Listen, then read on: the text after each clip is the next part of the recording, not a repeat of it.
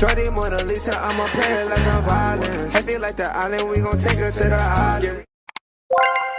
It was day 4 of training camp. Yesterday they had media day. We're gonna cover both. Very excited for the preseason game coming up. It's something that came up. It says tickets to the Indiana Fever exhibition game against Brazil have reached an average resale price of $440. I remember WNBA tickets were less than $20. From $20 to $440. That don't tell you impact. I don't know what does. Then it says it will make it the most expensive game Caitlin Clark has ever played in professionally or collegiately. Looking forward to that game, but that's just insane. And the tickets, I say if the game keeps progressing how it's going, and more talent keeps coming in, of course they need a couple more stars. Then it's about to be NBA level for a courtside seat. The courtside seat for them is already NBA level, but I'm talking about for other teams. Like, if you're comparing where the Fever are compared to the other teams in the W, the Fever are like 10 times ahead of the progress the rest of the teams are making. They're doing better than NBA teams right now as far as sales, the fan base, the team, everything. So this is a recap for Media Day.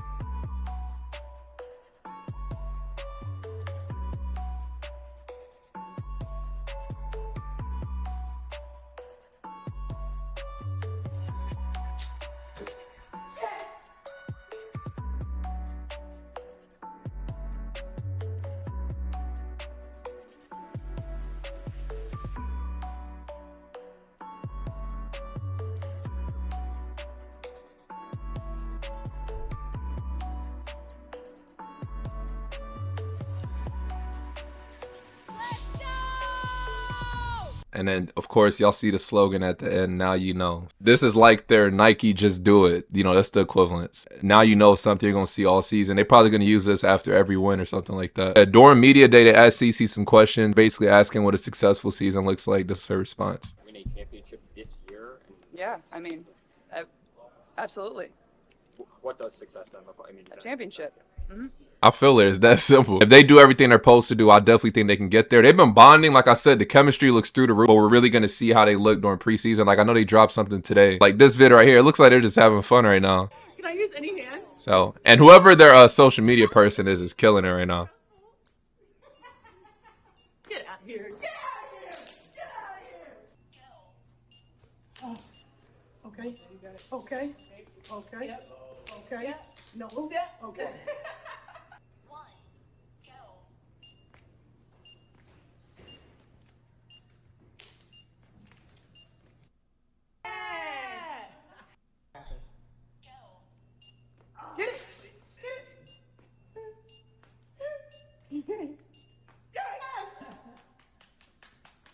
Good job. 5, baby. 5 home. 3, 2, 1. I want to play this game so bad, though. Nice.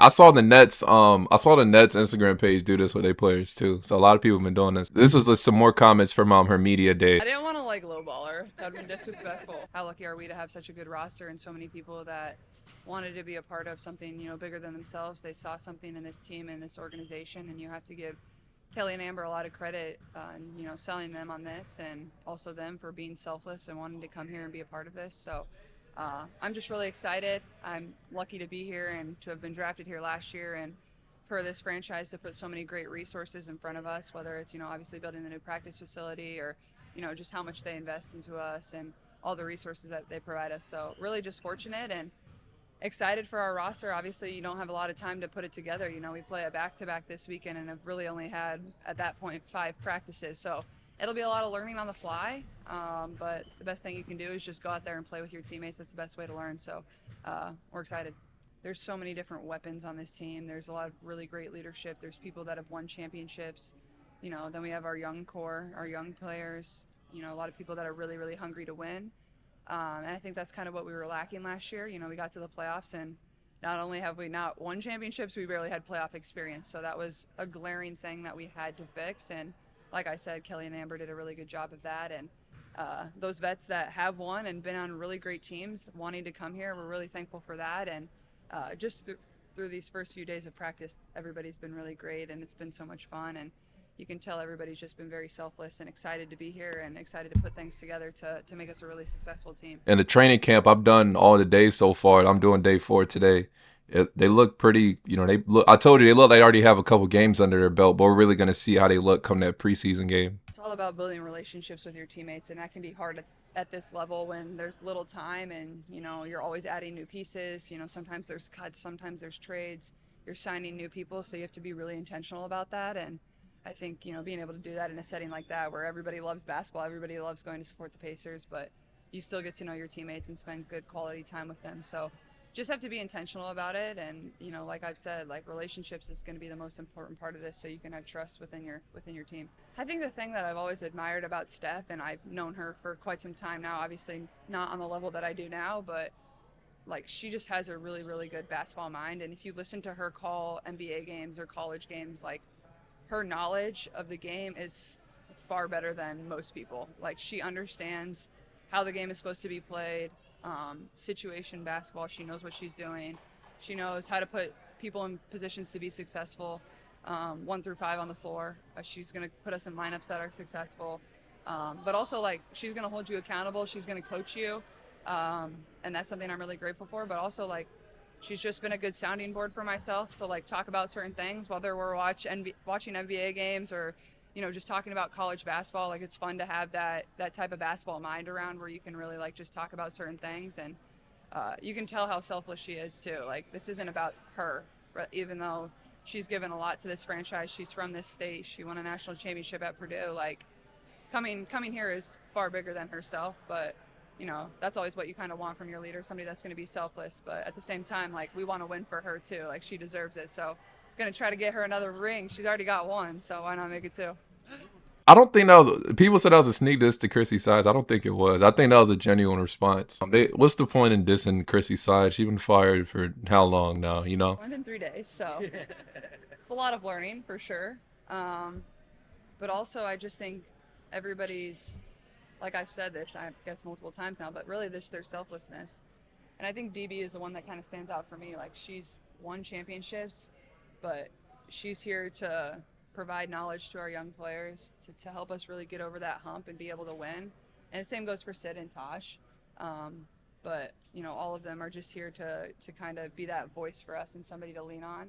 And I really admire that because, people don't always want to do that. So I think it's for us young players or for us people that have never won championships before is like leaning on them, relying on them, asking them questions. We can count on them, but at the same time, like I said this earlier in my media availability a couple of days ago, it's like I want to win for them. Like, seeing how selfless they are and, them choosing to come here and choosing to be a part of the Fever, they didn't have to do that. So I certainly want to win for them, and they deserve it. And, they've been great, and they will continue to be great. I think building relationships is all the same. Like, you need to have those relationships in life too, whether it's with your friends, whether it's with your family, whether it's all of you with your job. Like, how are you going to work with your coworkers and things like that? Like, you have to have relationships. And same for us playing basketball is like, when things get heated in the moment, like, you need to know that they're going to have your back, that they have your best interests at heart, and same goes for you too. So I think that's all starts with relationships. So I think it's very similar to college. Like, you have to be intentional about, they don't need to be your best friend, but like, you still need to have a really good relationship with them. And a lot of times they do end up being your best friend. So I think just being intentional and, obviously we're all busy, but spending time with each other, even if that's like at the Pacers game or 20 minutes shooting after practice, those little things can go a long way. The takeaway from the interviews is she's well aware of how talented the team is, one.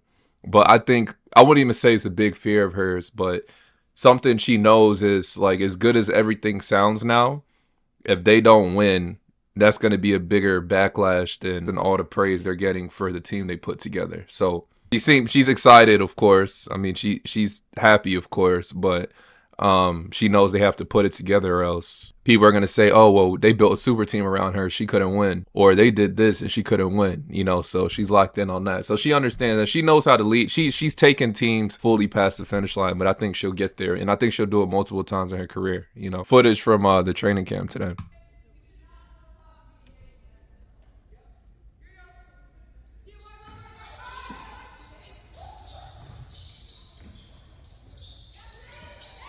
And then this was some of Steph's comments after day 4. I think one of the players missed it due to like no reasons or something like that. But this is something what she said. Well, I love hearing that because she's hungry to continue to grow. And she was a defensive player of the year in our league at one point in her career. So, I think the biggest thing for Tosh is just reestablishing that mentality.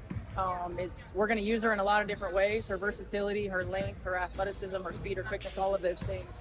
And so just reframing that mentality of making things difficult, of using her speed and quickness, but also remembering the physicality, and then communication. Over communicating. She's one of the most experienced players on the floor, and because she can guard multiple positions, over communicate in areas that can help everybody else around her. This time of year, it's hardest thing about training camp is, we use those first, 3 practices to really get everybody kind of ingrained in our base level of how we want to play, and we started focusing a little bit more on rotations today.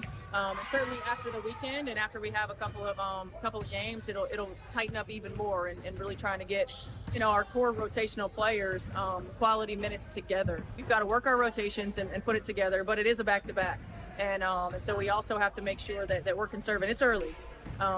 So players aren't going to play as many minutes as people want to see them play. I think the Washington game, CC, Kelsey Mitchell, like the key players, I don't think they play a lot the Washington game. Brazil game's a pretty big deal from what I hear, like as far as expansion and everything like that. So they probably play a little more then. Yeah, that's what I think she does. We're going to try different combinations. We just really want to get out there and see what it looks like against a different opponent. Iowa City and in front of her Hawkeye fans. I didn't know there's no air conditioning. So we're going to have to work through that and make sure that we stay hydrated. But what an experience for those fans who might not be able to make it to any of our WNBA cities, to be able to watch our team, obviously to be able to support Caitlin, but to be able to watch our team and see them up close. You have a very deep roster, and the expectations are extremely high, and she understands that as well. CC, as I showed in in her interview. So yeah, I look forward to everything. Definitely looking forward to that back-to-back. What y'all think? Let me know your thoughts in the comment section. And as always, it's your boy.